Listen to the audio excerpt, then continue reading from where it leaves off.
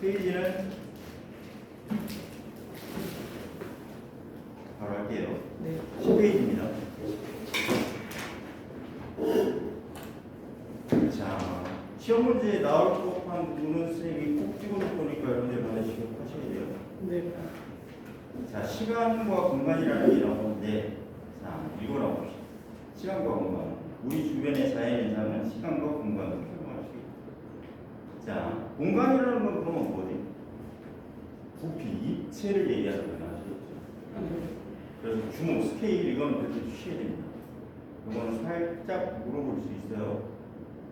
어떤 자연현상의 크기 범위를 스케일이라고 부르고 자연에서 일어나는 현상들은 시간 규모와 공간 규모가 매우 다양하다. 그런데 자, 지금부터 동그라미 2번에다가 거기다 쓰세요. 100% 출제. 이건 나올 것 같아요. 자연 세계는 크게 미시 세계, 여기서 미라는 얘기는 작다는 작은 세계를 얘기하는 거야. 거시 세계라는 건 거대할 거잖아요.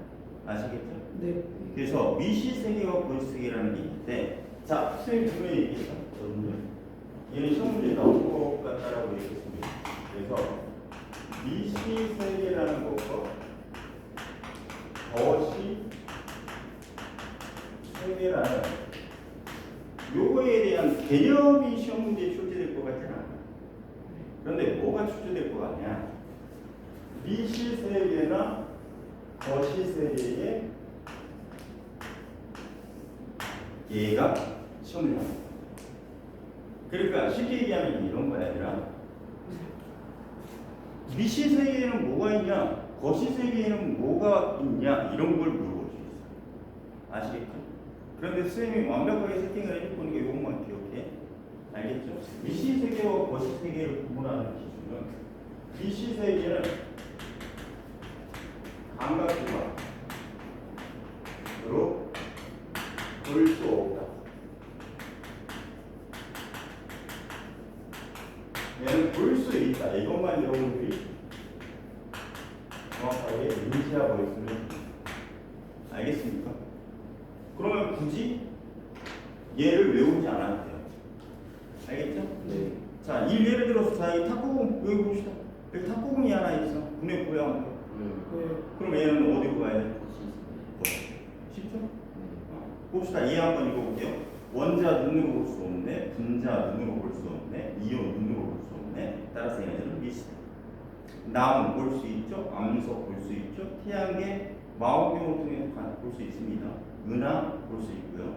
우주 볼 수 있습니다. 따라서 얘네들은 거시 세계. 알겠죠? 요건 중요합니다. 네. 자, 미세계와 거시세계의 시간과 공간의 규모. 여기 예하면 수소 원자는 수소 원자의 지름은 0.1 나노미터라고 표현하고 전자가 원자의 주위를 도는데 걸리는 시간은 약 150 아토초. 자, 여러분들 그 네모 박스 두 개는 별표 치세요. 이것도 혹시 물어볼 수 있어요. 왜냐? 지난번에 선생님이 강조했던 것처럼 고개를 왼쪽으로 살짝 돌리면 단위 환산이라는 게 나와 있습니다. 맞습니까? 거기에다 별표 치세요. 1나노미터라는 건 10의 마이너스 무슨 미터야? 그러면 10의 마이너스 무슨 미터는 선생님이 분명히 강조했던 부분이죠. 10의 마이너스 무슨 미터라는 건 이거는 10의 무슨분의 1미터다. 이렇게 알고 계시게 돼요. 아시겠습니까? 자, 수법식의 기초가 이제 뒤에 나오기 시작하죠. 자, 그 다음에 1AU라는 건 AU 동그라미 치시고요. 코멘트 달아주세요. 뭐라고 달아주냐? 왼쪽이야, 왼쪽. 1AU. 왼쪽, 맨 왼쪽. 단위 환산 찾았어? 네. 1AU에 동그라미 치고 AU는 이렇게 부릅니다. 천문 단위. 뭐라고 부른다고요? 천문단. 그래서 1AU는 약 1억 5천만 킬로미터이다. 참고로 여러분들 킬로라는 건 10의 세제곱을 갖고 있거든요. 오케이? 네. 그러면 봐봐요. 1억 5천만이라고 했으니까 2억 5천만 킬로미터라고 했으니까 요거를 예를 들어서 미터로 바꿔보자 생각해 봅시다. 알겠죠?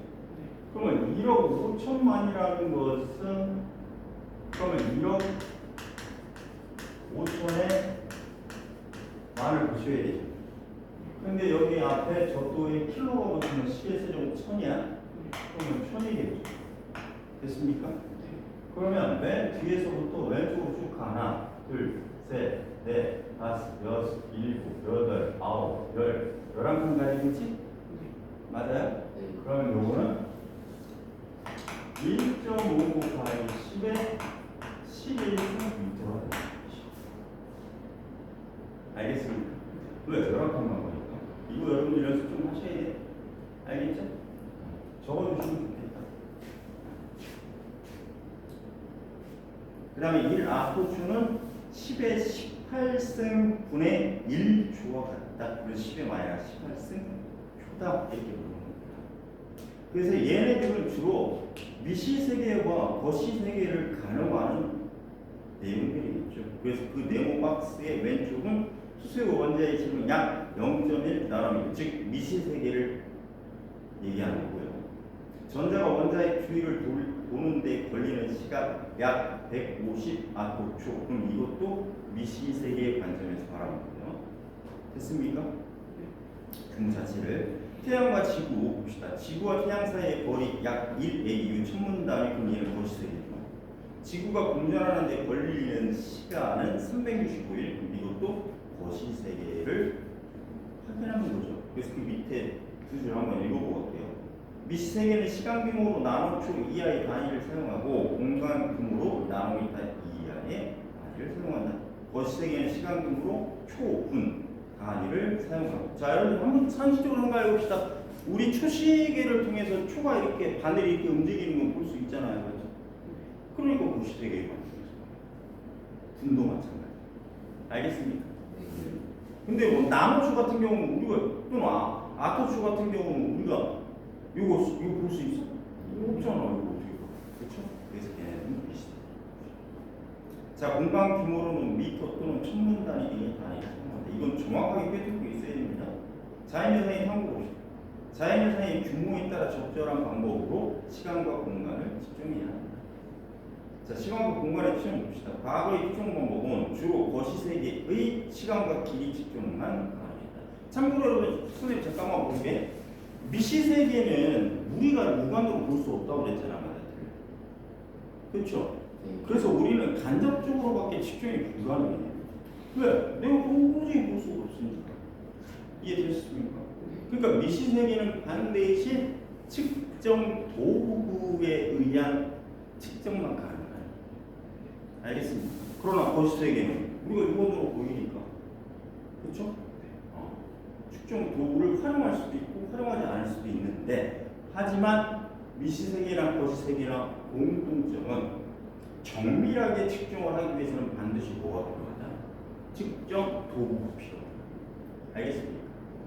그래서 이제 여기서 또 중요한 게 하나 아시겠죠?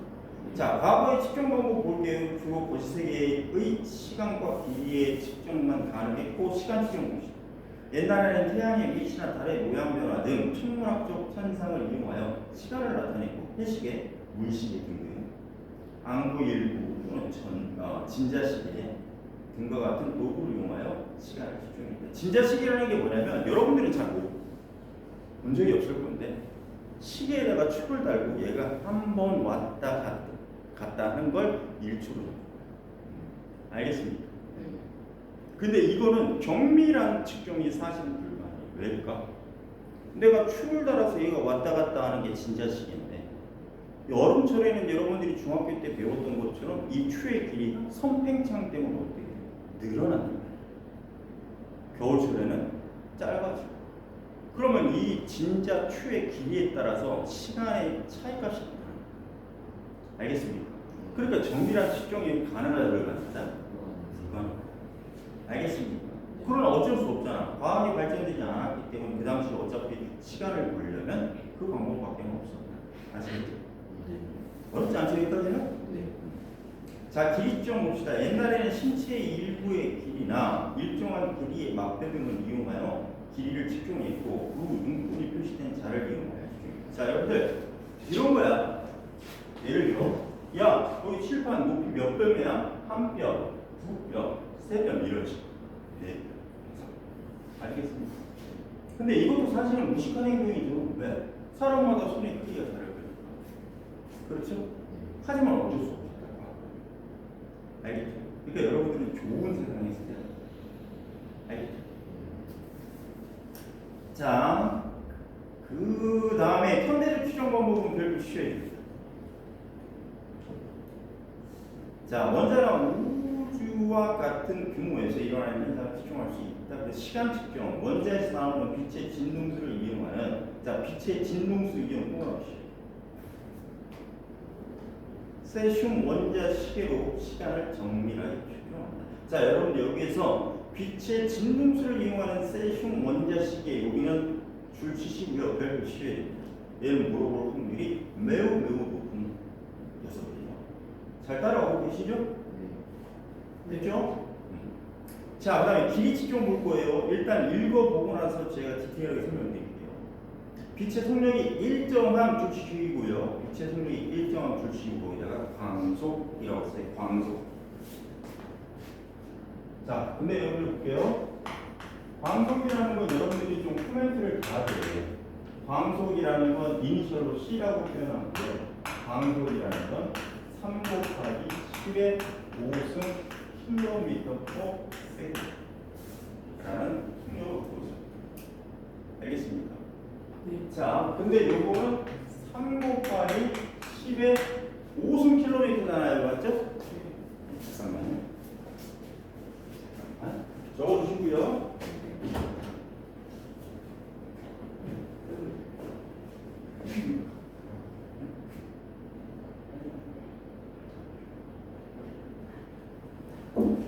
자, 시는 안 하는 거?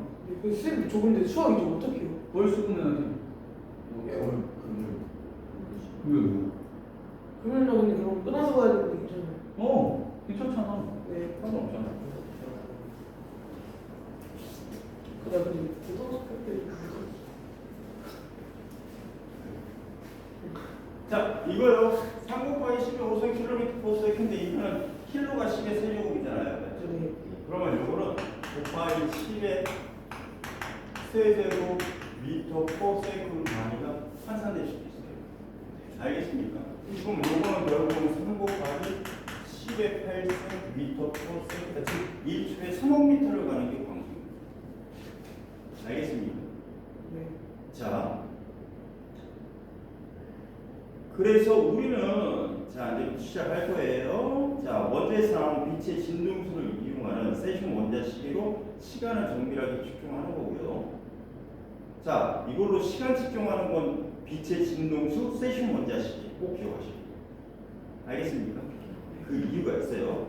자, 길이 측정은 빛의 속력이 일정함, 즉 이 광속을 이용하여 빛이 왕복한 시간을 재거나 물체에서 반사되어 되돌아오는 두 빛을 비교하여 길이를 측정하시죠. 자, 이게 무슨 얘기냐? 보세요. 내가 이 두 위치 사이를 빛을 쏴줬어요. 알겠습니까? 빛을 쏴줬단 말이에요. 그런데 이 빛이 찡 갔다 찡 오는데 예를 들어 만약에 10에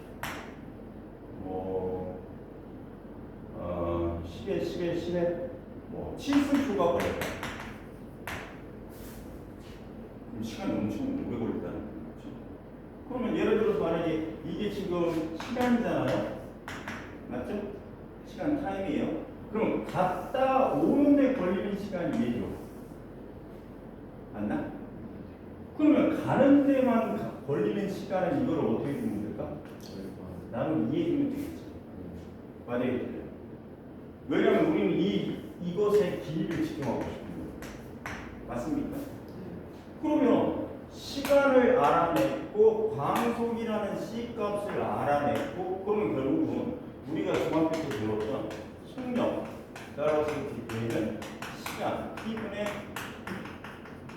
이동거리 S 요걸로 구할 수 있죠. 맞습니까? 봐요. 이 공식에다 두면 거리가 측정 가능해요. 그럼 길이가 측정 가능해요. 그럼 굳이 계산한다고 하면 자 우리 이거 구하는 거니까 그렇죠? 그러면 이동거리 S는 시간 T분의 1을 넘기니까 광속에다가 곱하기 시간 t를 됐습니까? 그럼 요거는 결국 뭐예요?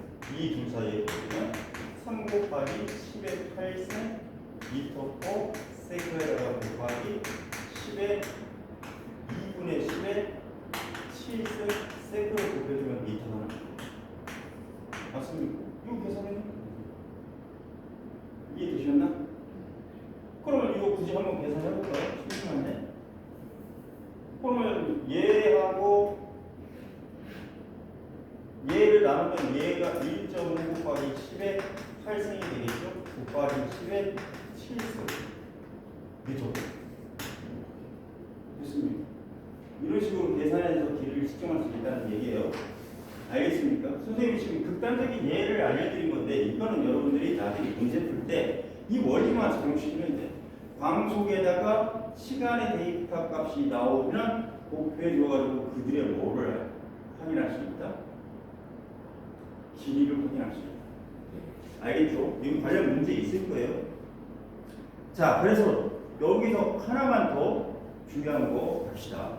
그러면 길이 측정을 하려면 일단 광속으로 알아야 되고 또 세슘 원자 시계를 통한 그렇죠? 빛의 진동수의 원리를 적용한 세슘 원자 시계를 통한 시간도 알아야 된다. 이거죠. 이해가십니까? 이건 중요하게 모를 거예요. 길이라는 걸 측정할 때는 광속이라는 데이터를 알고 있어야 되고 세슘 원자 시계를 통한 시간값도 알고 있어요. 알겠죠? 반드시 두 개의 데이터가 필요하다. 그러는 거 뭐예요? 분명히 여기서 놓치면 안 되는 게 뭡니까? 갔다 오는데 걸리는 시간이야. 근데 길이를 물어보면 뭐야? 가는 데만큼의 걸린 시간이니까 이거 조심하세요. 이해되셨어요? 오케이. 나중에 계산 문제 나오면 실수하면 안 됩니다. 자, 다음 페이지 갑시다. 11페이지. 현대의 측정 기술, 또 중요한 것만 체크할 거예요. 시간과 공간 측정 기술이 발전되어 다양한 경우의 측정이 이루어지고 시간과 공간에 대한 인간의 경험, 범위가 확장됩니다. 즉 다시 말하면 이제 측정 도구를 사용해서 우리가 육안으로 볼 수 없었던 미시세계도 또는 거시세계도 우리는 확인 가능해졌다. 자, GPS라는 글로벌 포지셔닝 시스템, 이거 GPS라는 건 여러분 다들 한 번씩 들어본 적이 있으시죠? 여러분들 내가 하나만 물어봅시다. 이거 재미난 얘기인데요. 여러분들 핸드폰에 시계 있죠? 그죠? 근데 대한민국의 모든 사람이 갖고 있는 핸드폰에 있는 시간값은요 100% 다 일치합니다. 왠 줄 아십니까? 여러분들이 모르는 사실 하나 알려줄게요. 핸드폰에는요 시계가 없어요. 깜짝 놀랄 사실이죠. 핸드폰에는 시계가 없어. 재밌죠? 근데 시간이 표시돼 있어. 좀 아이러니하지 않아요? 그러면 핸드폰에서 표시되는 시간은 핸드폰에서 자체적으로 발생시켜서 표현된 시간이 아니에요. 즉 뭐냐? 지구 중력권 내에서 돌고 있는 GPS 위성이 시간의 데이터를 쏴주고 있는 거예요. 그런데 여러분들 핸드폰에만 쏴주는 게 아니야. 지구 우리나라 안에 있는 모든 사람들한테 쏴주는 거예요. 어떤 데이터? 동일한 데이터. 알겠습니까? 그러면 그거를 핸드폰에 들어있는 GPS 수신 장치가 수신해서 시간을 표현해줍니다. 알겠습니까? 그래서 거기 봅시다. 넓은 영역에서 위치를 확인하고 역시 GPS가 너의 위치는 여기서 여기야 라고 쏴준 겁니다. 위치를 확인하고 미세한 이동거리도 측정할 수 있다. 그래서 여러분들 대표적으로 여러분들 아빠 차에 뭐 있습니까? 내비게이션. 그게 알겠습니까? 전자현미경 봅시다. 광학현미경 동그라미 쳐볼까요, 여러분들? 광학현미경은 우리가 눈으로 보는 현미경이에요. 아시겠습니까? 그러면 이 광학현미의 경우는 눈으로 보는 거기 때문에 실질적으로 우리 눈으로 볼 수 있는 것만 가능한 거야. 알겠습니까? 근데 아까 우리 원자나 분자 또는 이런 것들은 눈으로 볼 수 없다고 그랬잖아요. 맞죠? 그래서 광학현미의 경우로는 아까 얘기했던 미시세계의 입자들은 못 보는 거야. 그러면 광학현미경보다 훨씬 높은 확대 비율을 갖고 있는 현미경을 써야 된다는 겁니다. 그게 바로 전자현미경이에요. 알겠습니까? 자, 다시 한번 강조합니다. 광학현미경으로 우리가 미시세계의 입자인 원자나 전자 이런 거 볼 수 있다 없다? 꼭 기억하셔야 돼요. 알겠습니까? 자, 초고속부가 전자현미경, 원자나 분자 내부의 움직임을 나노초 이하의 단위까지 측정할 수 있는, 즉 미시세계를 우리한테 보여줄 수 있는 현미경입니다. 자, 원자 팀 현미경. 자, 시류의 표면에 원자를 활용하여 원자의 크기를 측정할 수 있다. 그러면 전자현미경, 초고속부가 전자현미경, 원자 힘 현미경까지의 공통점은 뭘까요? 어떤 세계를 볼 수 있는? 그렇지, 미세. 잘했어요.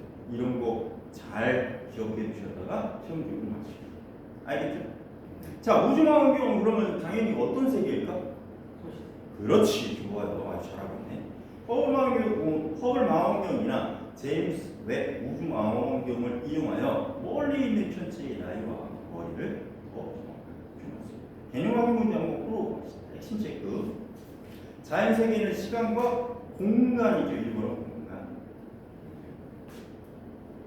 어떤 자연 현상의 크기 범위는 영어로 얘기하면 스케일, 즉 규모죠. 그래서 두 가지로 나눈다고 했습니다. 시간, 규모, 공간. 자연 세계는 크게 미시 세계하고 무슨 세계? 그렇지. 거시 세계. 시간과 길이 측정의 현대적 방법을 봅시다. 시간을 정밀하게 측정하는 건 아까 빛의 진동수를 활용한 무슨 시계라고 했습니까? 세슘 원자시계. 이건 꼭 기억하셔야 돼요. 모르고 확률이 큽니다. 빛이 왕복한 시간을 제거나 물체에서 반사되어 돌아오는 두 빛을 이용하여 길이를 정밀하게 측정하고 방수 곱하기 시간 2분의 시간으로 측정 가능한 거예요. 아시겠죠? 자, 일본 자연세계에 대한 설명을 5분 동그라미 옳지 않은 건 X다. 자연이상은 다양한 크기의 시간과 공간, 그래서 시간 규모, 공간 규모 맞네요. 어떤 자연이상의 크기 범위를 규모, 스케일 맞네요. 자연이상의 시간과 길이를 측정할 때는 탐구 대상의 규모와 관계없이 같은 방법을 사용해야 한다. 자, 여러분 쉽게 얘기하면 이런 거예요. 얘들아. 내가 어떤 물질의 질량을 측정하고 싶어. 어? 근데 내가 어떤 물질의 질량을 측정하고 싶은데 거기에다가 자를 갖다 대? 말이 돼? 말이 안 되잖아. 그 얘기예요. 아시겠죠?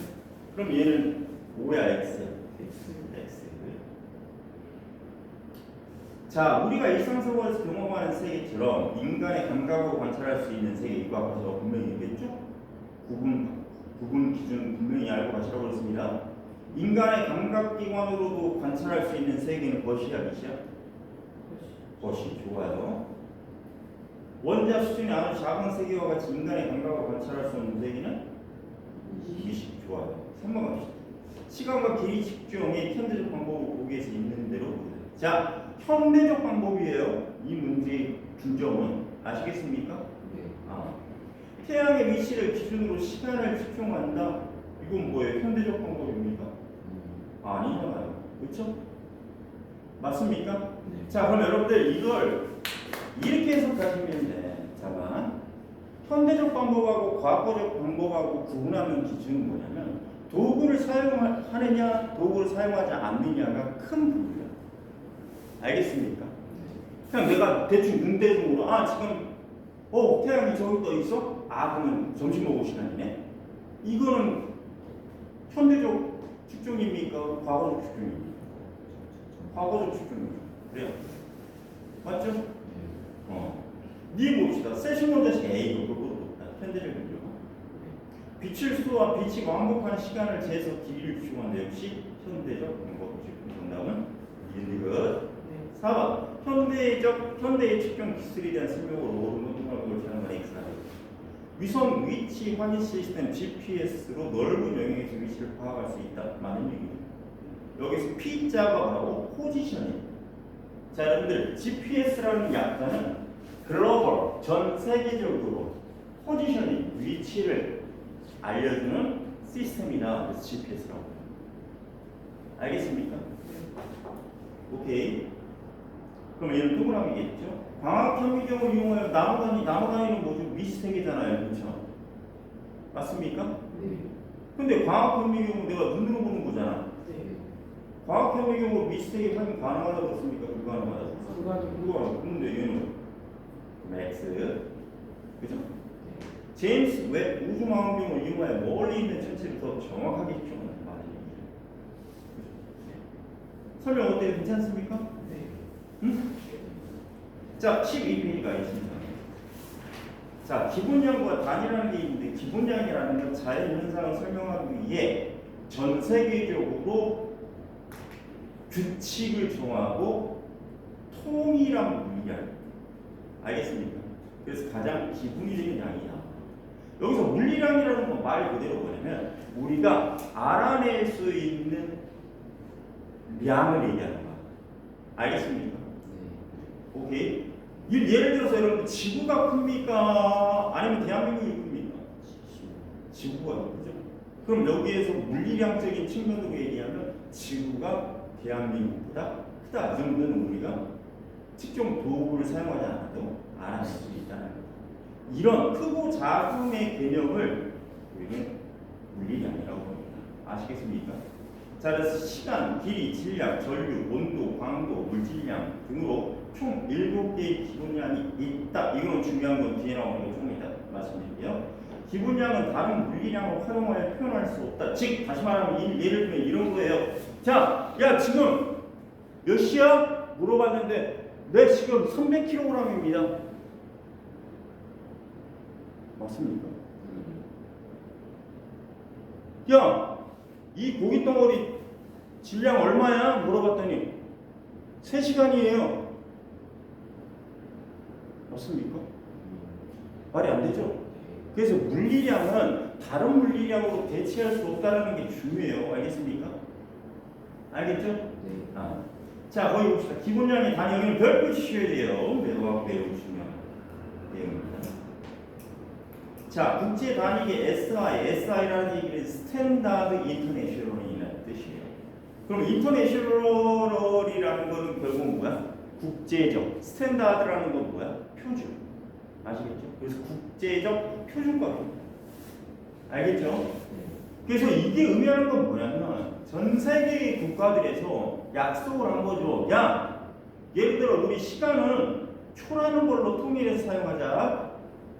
야, 길이는 미터로 통일해서 사용하냐? 질량은 킬로그램으로 통일하냐? 전류는 암페어로 통일하냐? 온도 별표 시해야 되고요.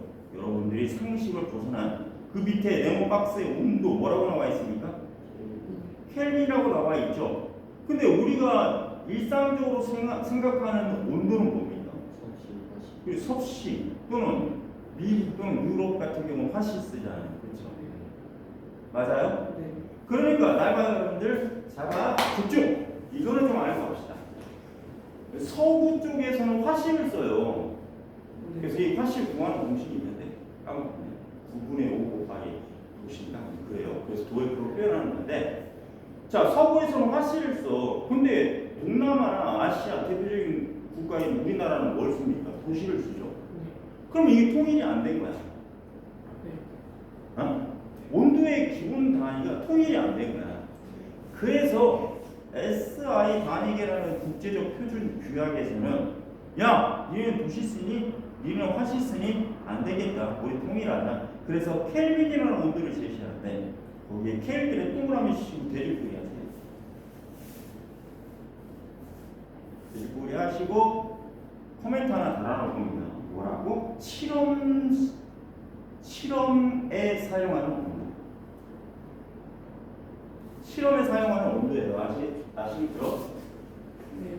그래서 우리나라 기준으로만 제시할게요.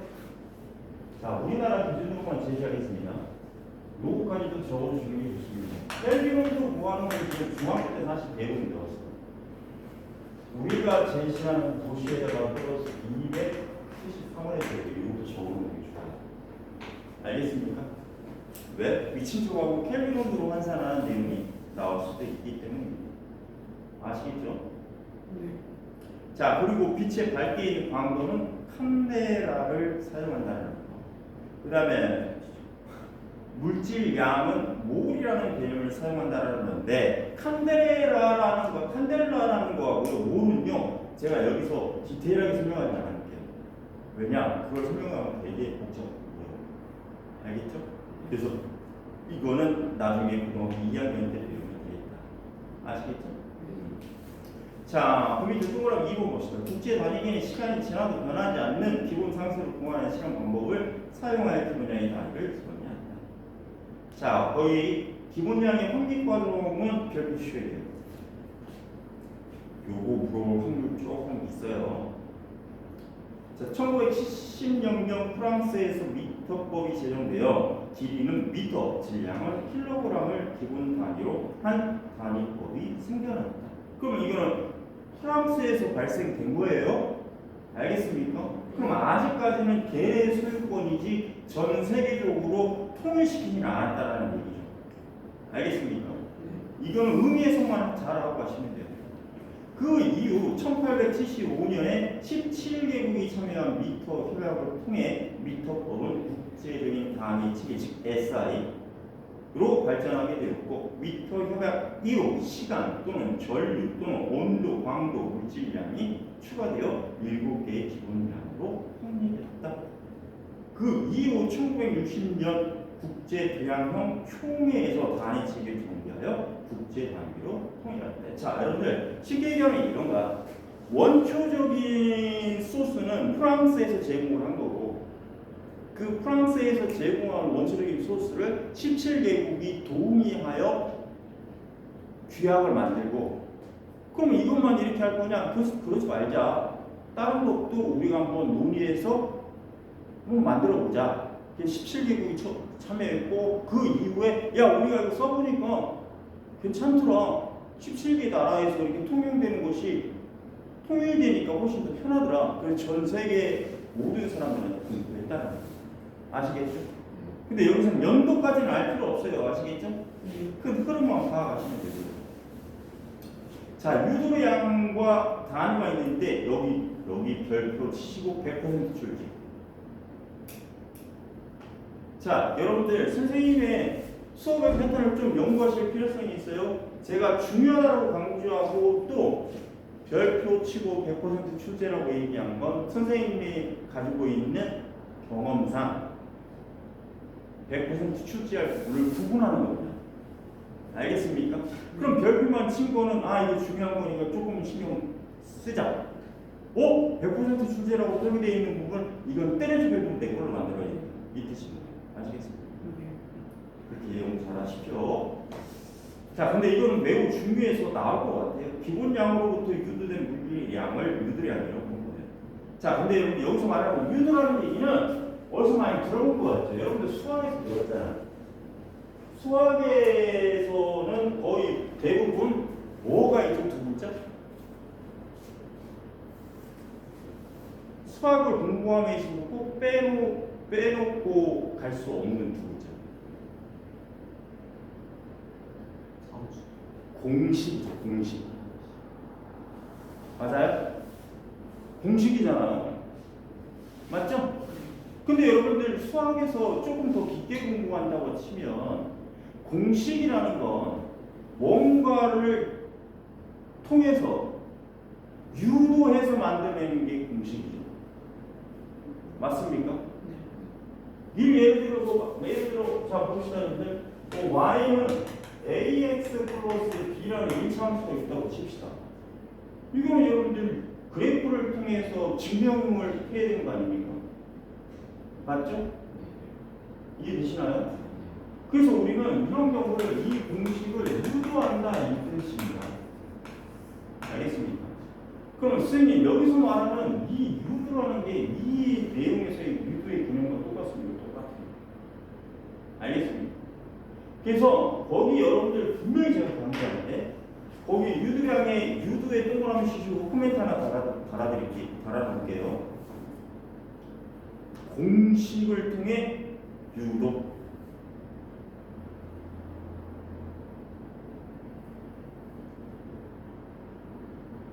뭘 통해 유도한다고요? 공식을 통해. 그래서 유도량의 단위는요 전부 다 여러분들이 꼭 알고 가셔야 될 게 하나 있어요. 유도량의 단위는 전부 다 공식에서 하시면 됩니다. 알겠습니까? 하나씩 해봅시다. 왼쪽에 기본량을 기본으로 유도량 오른쪽 거 보세요. 넓이. 자, 넓이 구할 때 어떻게 구하죠?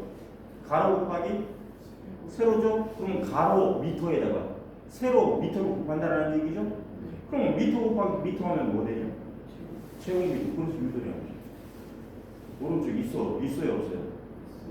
있죠? 자, 여러분들 집중! 내가 이거 분명히 시험에 출제될 것 같다고 얘기했습니다. 자, 기본량과 유도량을 구분하는 건 반드시 기억하셔야 돼요. 알겠습니까? 어떤 특정한 하나의 단위를 주고 이게 기본량의 단위냐 유도량의 단위냐 이거는 물어볼 수 있다는 거예요. 알겠습니까? 그러면 선생님 꿀팁 드릴게. 잘 들으세요. 잘 봐요. 꿀팁 드릴게. 제곱, 세제곱 들어가면 무조건 유도량이에요. 알겠습니까? 오케이? 그 다음에 기본량의 단위가 최소 2개 이상 들어가면 무조건 유도량입니다. 반드시 기억하셔야 돼요. 알겠습니까? 꼭 기억하셔야 됩니다. 자, 그래서 넓이는 가로 미터 곱하기 세로 미터니까 미터 곱하기 미터에서 미터 제곱 유도량. 부피 구하는 공식은 뭐죠? 가로 곱하기 세로 곱하기 높이죠? 맞습니까? 그러면 가로 미터 곱하기 세로 미터 곱하기 높이. 자 집중. 요거예요 여러분들. 가로도 미터고요, 세로도 미터고요, 그 다음에 높이도 미터야. 그러면 이게 부피인데 생각을 해보자고요 여러분들. 미터 곱하기 미터 곱하기 미터 했으니까 몇 제곱미터가 되는 겁니까? 그리고 유도량이고 공식으로 바탕으로 못 쓰니까 이해되십니까? 자, 그 다음에 속력은 시간분의 뭐예요? 속력은 시간분의 거리죠? 자, 여러분 집중해 봅시다. 속력은 시간분의 거리예요, 여러분들. 외국에서는 이것을 이런 식으로 표현해요. 분수를 슬래시. 알겠습니까? 그러면 시간의 기본량은 뭡니까? 세트죠? 그 다음에 거리의 기본량 미터잖아요. 그러니까 공식에서 되는 거예요. 맞아요? 맞습니까? 시간분의 거리. 그러니까 즉 다시 말하면 여기서 또 하나 꿀팁 줄까? 수학이나 과학 문제에서는 여러분들 반드시 단위라는 걸 문제를 만들 때 단위라는 걸 꼭 어떻게 합니까? 주어야 돼요. 그럼 여러분들 바보 같은 사람들은 그 단위가 곧 공식입니다. 봐봐요. 밀도의 단위가 뭔지 아십니까? 그램/세제곱센티미터. 그럼 밀도 구하는 공식은 뭐예요? 그램이라는 건 질량이죠. 세제곱센티미터는 부피죠. 그러니까 분모, 부피는 질량이죠. 맞아요? 그러면 단위를 알려준다는 얘기는 내가 너희들한테 공식 까먹을까봐 알려주는 거야. 이 뜻이.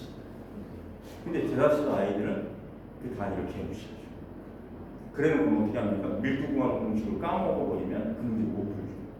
바보같이 공식 알려줍니다. 됐습니까? 자, 남은 것도 해봅시다. 가속도는 미터 퍼 세크 제곱이고요. 그러면 미터 들어갔고 세크의 제곱도 들어갔으니까 유도량. 밀도 킬로그램 세제곱미터 역시 유도량이죠. 그 다음에 농도 몰도 들어갔고요. 세제곱미터도 들어갔으니까 얘도 유도량입니다. 알겠습니까? 자, 다시 한번 강조드릴게요. 나가요. 유도량이라는 걸 해석할 때는 반드시 첫 번째 뭐다? 제곱 또는 세제곱도 유도량. 알겠습니까? 또한 두 번째, 기본량의 단위가 최소 2개 이상 포함되어 있으면 뭐다? 유도량. 맞죠? 설명 괜찮죠? 굳이 외우려고 하지 마세요. 그런 규칙이 있으니까. 알겠습니까? 그럼 시험에 다 풀 수 있어요. 다음 페이지 갑시다. 여러 가지 유대라고 단위는 지금 다 설명드렸으니까 요거는 자 넓이는 제곱미터, 부피는 세제곱미터, 속력은 미터 퍼 세컨드, 가속도는 미터 퍼 세컨드의 제곱, 힘은 F는 MA라는 공식에서 유도된 거예요. 자 여러분들 이제 나중에 사실은 중학교 1학년 때 배웠는데 뉴턴의 제2법칙 힘 구할 때는요 질량에다가 볼게요. 힘 구할 때는 질량 매스 곱하기 엑셀레이션 가속도 구합니다. 알겠습니까? 네. 그러면 보세요. 얘는 매스 질량이니까 기분 단위가 킬로그램이죠. 얘 가속도는 아까 미터 퍼 세컨드의 제곱이라고 했죠. 맞습니까? 그 어디 맞죠? 그죠? 네. 밀도는 아까 말씀드렸고 압력은 킬로그램 퍼 미터 곱하기 세컨드의 제곱. 그 다음에 농도는 몰농도라고 표현하는데 이거는 제가 분명히 아까 말씀드렸죠. 몰이라는 개념은 통합과학에서 깊게는 안 들어가요. 몰퍼 세제곱미터. 알겠습니까? 자, 다음에 적도 기호는 별표 치시고요. 거기다 세 암기. 그래서 나누라는 건 10의 9승, 마이크로는 10의 마이너스 6승, 밀리는 10의 마이너스 3승, 센티는 10의 마이너스 2승, 그 다음에 헥토는 10의 제곱, 킬로는 10의 세제곱, 메가는 10의 6제곱, 기가는 10의 9제곱. 하나만 더 추가할게요. 그 옆에 기가 옆에 테라. 테라 10의 12승. 알겠죠? 자, 그럼 여기서 하나만 얘기해 봅시다. 왼쪽으로 가면 갈수록 무슨 세계를 연구하는 단위일까요? 그것이 왼쪽. 표의 왼쪽. 미시. 그렇지, 미시 잘했어요. 오, 능력자들. 오른쪽으로 갈수록 멋있어. 됐습니까? 네. 이해되셨어요? 네. 자, 해시핑크 한번 풀어볼게요. 자, 1번은요, 질량, 전류, 온도, 광도, 물질량으로 총 7개가 있다라는 건 기본량을 의미하는 거니까 1번은 기본량이겠지. 근데 하나 빠진 거 보네, 여기에서 7개 중에 하나 길이가 빠졌으니까 2번은 길이. 기본량의 단위는 국제 단위계 또는 SI를 사용한다는 거. 근데 이거는 중요하지 않아요. 아시겠죠? 네. 자, 그 다음에 그 밑에 표는 아까 다 했던 거고요. 기본량으로부터 유도된 물리량이며 단위는 기본량의 단위를 조합해서 나타난다. 그러면 4번은 유도량이에요.